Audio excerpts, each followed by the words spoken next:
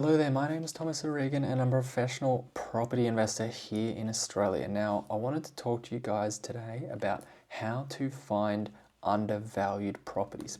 Now, there's a few different things to find undervalued properties, and obviously, I'm going to go through them with you today.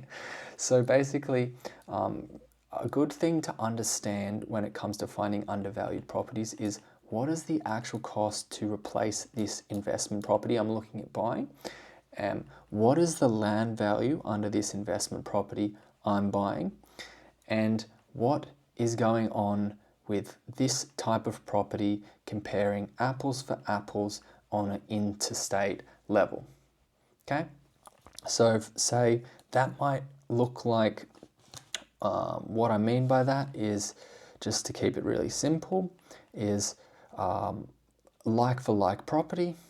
What if I'm looking at a 2-bedroom unit, like for like property on an interstate level? I'll go, what is a 2-bedroom unit worth in Melbourne CBD that is 50 square meters?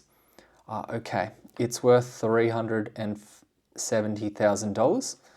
Now, what is a 2-bedroom unit that is 50 square meters in Brisbane CBD? Okay, it is $570,000. What is a 2-bedroom unit worth in Sydney CBD? Okay, it's $900,000. What is a 2-bedroom unit worth that is 50 square meters in Perth CBD? Call it $700,000. These are just examples, guys. But just from getting those four numbers, 370, 570, 900, and 700, if that's all the data we have, that's all the information we have, which investment do you think is the best investment? If you understand which capital cities are the biggest, driving the most amount of GDP and biggest economic drivers within the country, and you're just looking at these four numbers, which do you think is a better investment, or which do you think has the most potential for capital growth? And if you didn't get it, it's Melbourne. It's Melbourne CBD, because I would say in terms of economic size and population size, Melbourne is most close to Sydney, yet the value of the Melbourne apartment is about half the price of the Sydney apartment. So I would say there's a lot of room to grow for the Melbourne apartment, yet the Sydney apartment there's not so much upside for it to grow, just based on that. Now, another metric is what is the land component under this property that I'm looking at? So once you get the land component, then you need to understand what is the value of the land component. And I like to break this down to a square meter rate, right? So for example, if I'm looking at a house in a Melbourne suburb, I like to find properties that are knockdowns or just vacant land.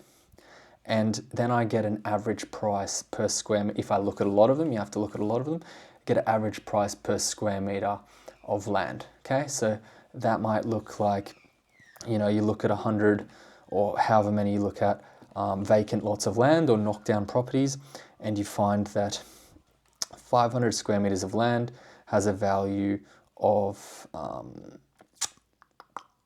let's just call it $1,000, or let's just say you find that the land value for raw land is $1,000 a square meter. Okay, so that would mean that if you find a land, and this you'd have to, condense it to one suburb. Say you find a house. So, sorry, let me start again. So that would mean that a 500 square meter lot of land, just the land, is $500,000 because it's $1,000 a square meter. Now, what if you're just looking at that in isolation? What would make a good investment? Okay, so a good investment would mean that you find 500 square meters of land, and the land value is in this area $1,000 for a square meter, but for whatever reason this land is selling for call it $700 a square meter. So It's a 500 square meter lot of land selling for 350. Okay, that's a good investment, right? Now, I guess, you're probably wondering, why would someone sell land for 350 if its value is $500,000? There's many reasons, but I don't want to really get into that right now, but it happens. Honestly, it happens, so keep an eye out for it. Now, another measurement would be, what is the building cost?